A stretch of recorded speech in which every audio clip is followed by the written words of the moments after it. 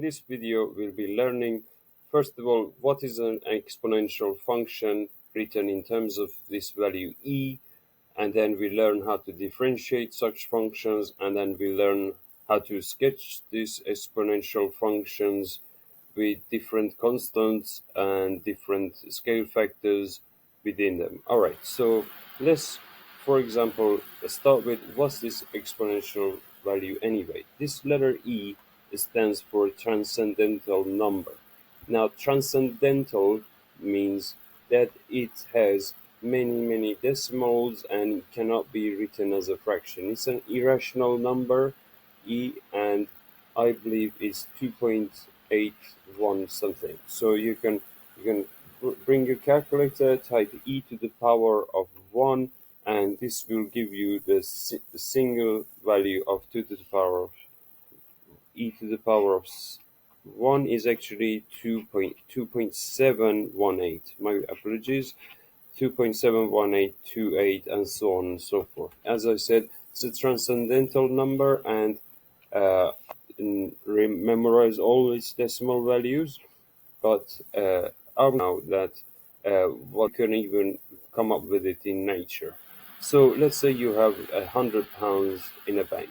All right, would you rather have an interest as a one lump sum at the end of the year, so that doubles your money to £200, or would you rather have 50% added every 6 months? So we're gonna half this 100%, but then we're gonna double the periods that you get that return. So halving the return to 50% means that you're going to get every 6 months 50% back. So which one would you rather have? Test yourself. All right, this is just a uh, little trick. A lot of you should remember this. Multiply 0.5. So actually you will more than double your money if you took this 50% every 6 months, because you have compounded your return. All right, so not by a huge amount. This is only £25 extra, but it has its limits. So this is where you your time to smaller and smaller values. We actually split our time interval. Rather than 6 months, we split it into 4 intervals or 10 intervals or more. So we're gonna explore that each line of graph. We said we every if you had just one period, you end up with £200. If you split your interval of 1 year into 2 intervals, we end at 225. Well, and so on. If you try to split, let's say you had a return of every 3 months over a year, so you end up with 4 lots of 1.5 raised to the power of 4. Why? Because we actually had to divide that 100% by 4. Okay, so that's where that's coming from. And if you divide 100% by 8, you end up with this percentage, and that's why the percentage is changed here. The multiplier is changed, and so on. If we do it 10 times, we end up with this. If we do it 20 times in a year, we end up with this line, and 50 times in a year, that's almost once every week, over 1 week, and so on. If you there is a possibility that you could even do it every day of the year. You could split it into 365 days and get these values. Now it has its limits. So even if you divided the time interval into 10,000 smaller smaller values, that means that your percentage return here had to be divided by 10,000. Okay, so that's why this percentage is much smaller than 1%. But what do you think? What's happening to these last column numbers? These numbers in the last column are approaching a limit here. You see, they are kind of approaching the same number. There wasn't much change in these last two rows. It's only a small decimal change. Okay, so what is this telling us? What's this number coming from? Where is this 271 coming out of? What do you think it is? It is actually that exponential number we talked about. That's 100 pounds times e, right?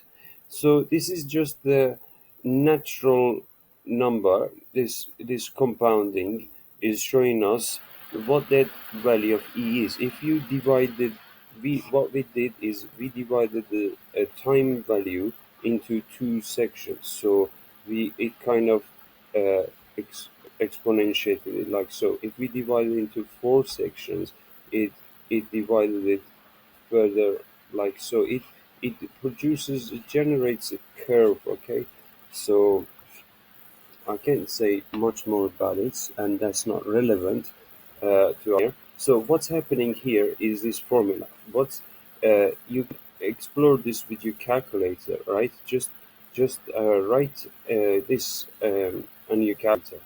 So value of a is irrelevant. What we start with this 100, all right, is just the multiplier of e, all right. So this 100 is almost irrelevant. What's relevant is if you want to generate this value of e for yourself, put this in your calculator. This I hope you can read this. 1 plus 10 to the power of minus 9. So that's just saying 10 to the power of 9 in the denominator here. And we are just, because we're using e to the power of 1 here, we are putting this r to be 1, okay? So that 1 is the value of r that goes on top of this denominator. This, imagine that 10 to the power of 9 is in the denominator. 10 to the power of 9.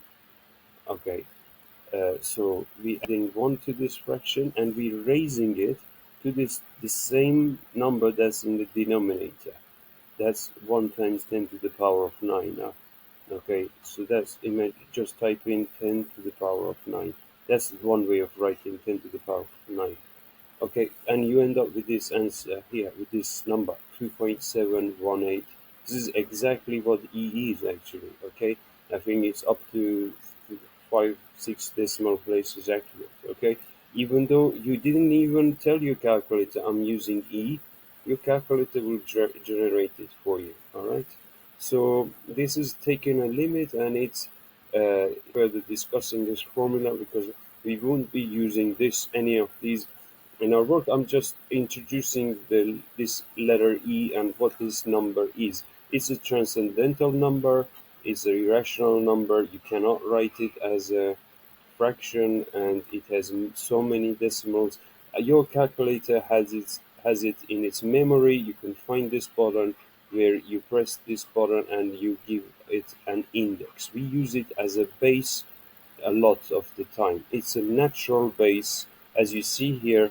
Naturally, some nice, okay, nice properties, and those properties is what I'm going to explore on this slide for you, because one of its properties is that it's grade the same as itself. All right, so let's look at it. What I'm saying is that when I differentiate this exponential value, it's some number between 2 and 3, all right? So if 2 is there and exponential of 3 is there, its curve lies between two of them. So on the top we got 3 to the power of x, on the bottom we got 2 to the power of x, in between them we got 2 e to the power of x between those two curves. And this is just the x-axis down here, and that's the y-axis there. So what are the properties I'm talking about? Let's say this is yet another way of writing E. This is called the power series definition. So you can test this again for yourself. This is I'm just showing you some proofs on these slides. So you're not this is not an examinable for a year 12 AS level maths, but it's good to understand that this definition on the left side of the equal sign is the same as what I've written on the right. I'm not going to take even if you stop here, the this last fraction may not be necessary. It's almost the same as that, because the higher the power here, it won't make much this difference. 2 to the power 0.2 to the power of 4 is actually a very small number, and we are dividing it by a very huge number in the denominator. So why am I doing this for you? Because I want to show you that e to the power of x can be written as such. All right. So what happens when you differentiate these fractions? All right. I want to differentiate e to the power of x, but let's say I have no other choice but to differentiate this fraction. So 1 will be 0. Its derivative is 0. Derivative of x is 1. Derivative of x squared is 2x. Derivative of x cubed is 3x squared, and so on and so forth. Now I've gone ahead and used that trick I showed you, rewrote the 3 factorial as 3 times 2 factorial, 4 factorial. I've written it 4 times 3 factorial, and so on. So this should be simply understandable if you watch my videos on factorization from chapter 8. If you have no idea of what this is about, go watch the factorial notation in chapter 8. So then, why did I do that? Because I want to cancel away these values on top of the fraction and show you what happens next. Once you do the simplification and cancel them away, you end up with this expression. Does that look familiar to you? Hmm? Yes, of course, it should look familiar to you because I just showed it to you on this line here. And so, what do we learn from what I just drew for you here? The e to the power of x was f of x, and the derivative of e to the power of x is itself. All right, there is a proof for you. So if you have a function e to the power of x, its derivative will be the same. What it's saying is that on the graph, the derivative of the function lies on top of the same function, e to the power x. I cannot draw another line to show you it just lies on top of it. So here now we're going to rewrite the definition and just this is e to the power of some constant multiplied by x. So this is the power series expansion of that expression there. This unexaminable, this proof. I'm just showing it to you for understanding. So a derivative of each of these fractions is written under it. X to the power of 1, x disappears and you're left with k. Over here the 2 comes at the front, and the powers of x are reduced. Notice here the powers of x is reduced because we differentiated each fraction here. Now what's happening that these powers of k and x are not matching. K has one higher power than the x. Its power is 1 up. So what can we do? We can factorize a k out of each expression. Notice those constants, just like the lines above, those factorials can be simplified with the top of the fraction, and those 2's and 3's and 4's and so on, they all cancel away. Now I said you can factorize a k out of each fraction. Every fraction there, and front we factorize a k out of it. Now, does this look familiar to you? What's inside this bracket? Well, yes, that's exactly what we started with. So, but we ended up with the k in front of it. So what's this saying to us? What does this prove to us? It proves that when you have e, e to the power kx, when function is e to the power kx, the derivative of that function is simply k multiplied by e to the power of kx. Notice we are not reducing x by 1. No power rule, okay? This is not power rule. We are not reducing the power by 1. Okay, don't make that mistake. You differentiated this expression, exponential function, and you ended up with this expression here. This is yet another nice property of the exponent. Okay, letter 2.718 and so on. All right, so what we're going to look at now is drawings of some functions like e to the power 2x. And we are just actually no. We are doing, and then after differentiation, we're gonna plot some graphs. So here the question saying differentiate these functions. So from what we learned, this 2 is the value of k here. And that when you differentiate it, the coefficient of x will come to the front, and therefore this will be the derivative of e to the power 2x, and so on. The derivative, the coefficient is a negative half, so you simply just write a negative half in front of that exponential function itself for the derivative. Here we already have a constant in front of the e. Well, that doesn't matter. We still need to multiply it by this coefficient of x. Therefore, we get 6e to the power 2x. Alright, so this is a graph of 2 to the power of x and 3 to the power x. As I said before, I was trying to show you that you're going to have to trust me on this, that the derivative of 2 to the power of x is x multiplied by log x, log of 2. All right, I'll prove that to you when you get to year 13. That's not example at this stage here. To differentiate this kind of exponential function, you need to study year 13 mathematics. All right, so this is not examinable in year 12. Okay, so don't panic there. I'm just showing you the graphs here, that the derivative graph of 2 to the power of x is to its right, and the derivative of 2 to the power of x is slightly to its left, and this is the e to the power of x itself, where the graph and its derivative lie on top of each other because they are the same. Alright, so that was just the little proof, the graphical proof. Alright, so here we've been told to transform the graph of e to the power of x and see what happens to the graph when we multiply it by a constant at the front. Well, does this change the intercept? What happens here when we put x equal to 0? We are going to get y equals to 1, right? Because e to the power 0 is still 1. Now, here, when x equals to 0, what happens to this function, the y value here? Y value will be 2 times e to the power 0, which is 1 here. What's 2 times 1? The y value or y-intercept is actually 2. Therefore, actually multiplying by constant changes the intercept, okay? So be careful. When you're drawing these kind of graphs or transforming them, actually the scale factor will shift the intercept up as well. Notice here we had 1 and here the intercept is 2.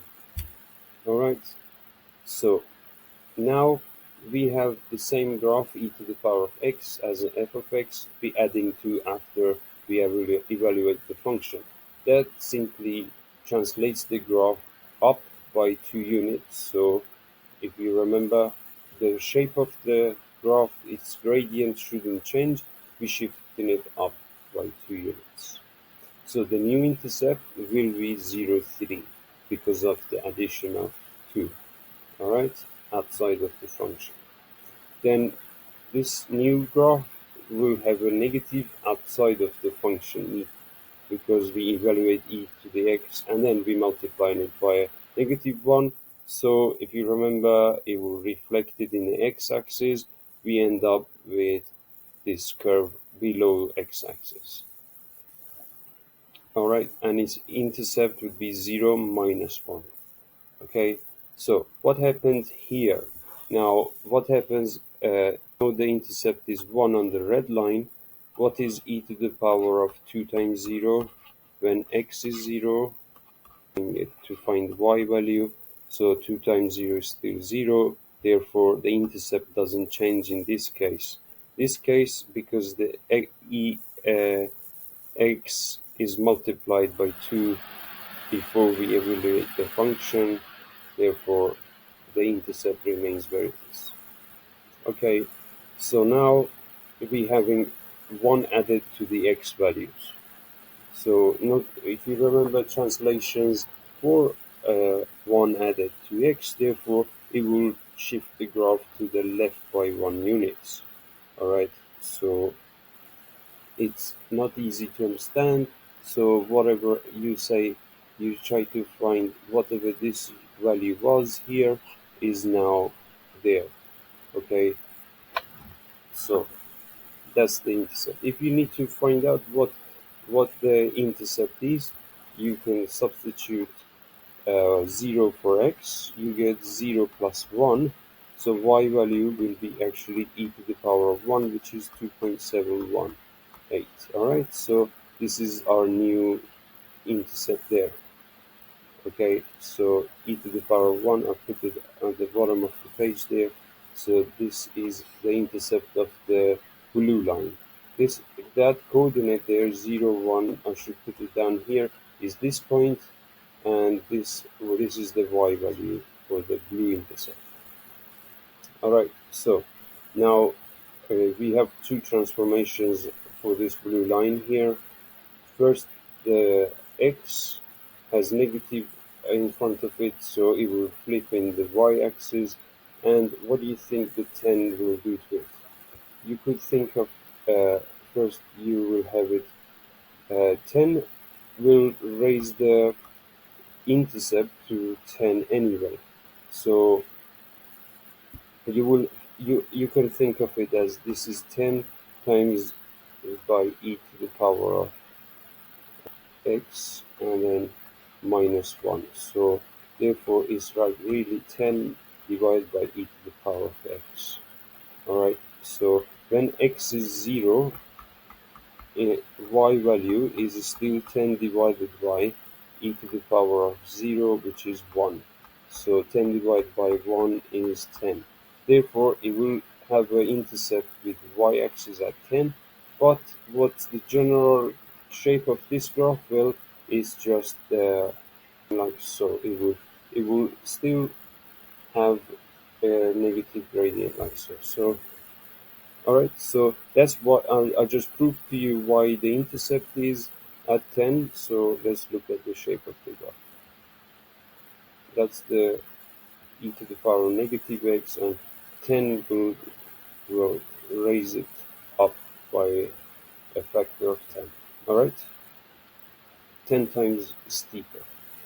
So there are three transformations applied to this graph. To the red line, we have to first of all say that what happens is that x will stretch it out by a factor of half. It will make it less steep, so it will appear as this blue line here. So that's the graph for y equal e to the power half x.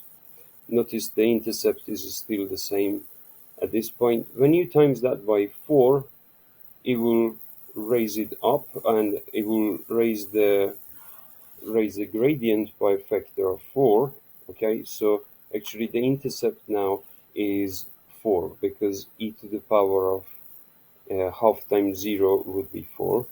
And finally we have that plus 3. So the plus 3 is adding 3 to y values, so the new intercept will be at 7.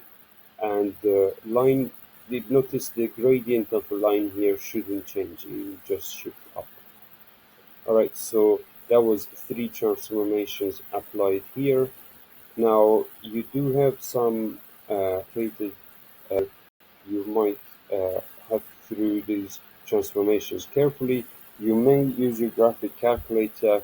I'll make a video of how to use that graphic calculator if you have one, to plot those graphs and check those graphs as well. Alright, so I'll see you in the next video.